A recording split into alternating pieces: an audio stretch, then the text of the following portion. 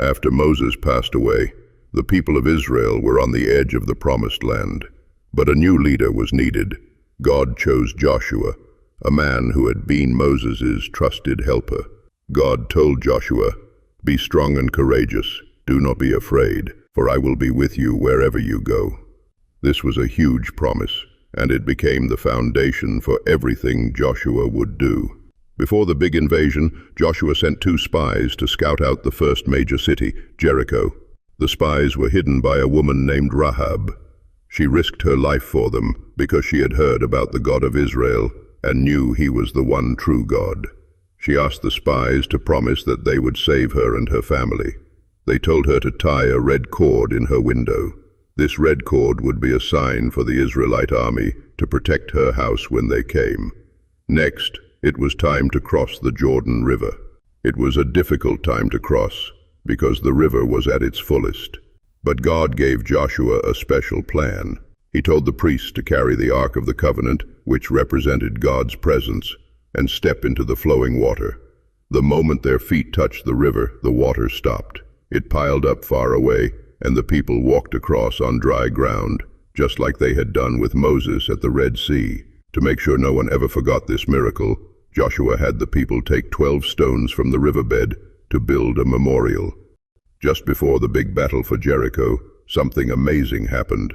Joshua saw a man standing with a sword. He asked the man, "Are you on our side or on the side of our enemies?"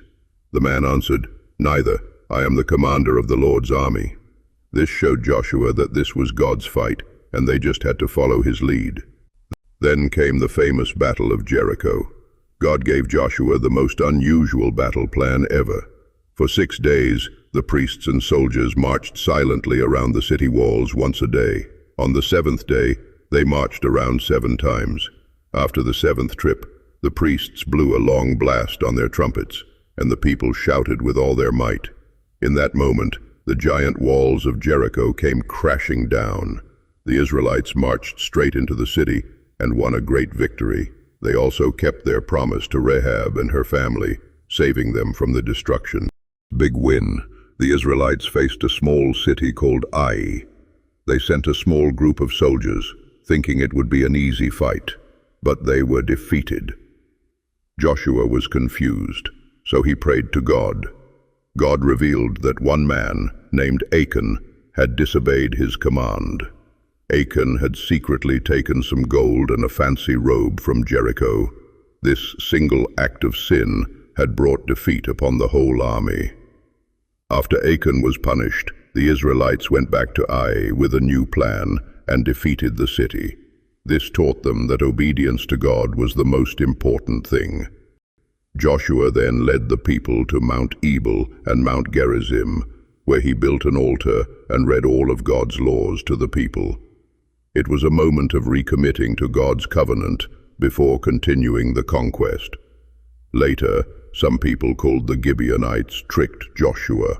They dressed in old clothes and pretended to be from a far-off land to make a peace treaty with the Israelites. When Joshua found out they had lied, he still kept the promise he made to them, but made them servants instead. Later, when 5 enemy kings attacked the Gibeonites, Joshua and his army rushed to help them. During this battle, Joshua famously prayed, and God made the sun and moon stand still in the sky for almost a whole day, so that the Israelites could finish the fight. After many years of war, Joshua led the people to a great victory over all their enemies. He then divided the promised land among the 12 tribes of Israel. This fulfilled God's promise to their ancestors. When Joshua was very old, he gathered all the people one last time. He reminded them of all the great things God had done for them, and told them they had to choose who they would serve. He said, "Choose for yourselves this day whom you will serve, but as for me and my household, we will serve the Lord." Joshua's final words were a call for the people to have the same courage and faith he had, and so the Israelites began their new life in the land God had given them. The story of Joshua is a powerful reminder that with God no challenge is too big. It teaches us about the importance of being strong, brave, and obedient. and that God always keeps his promises.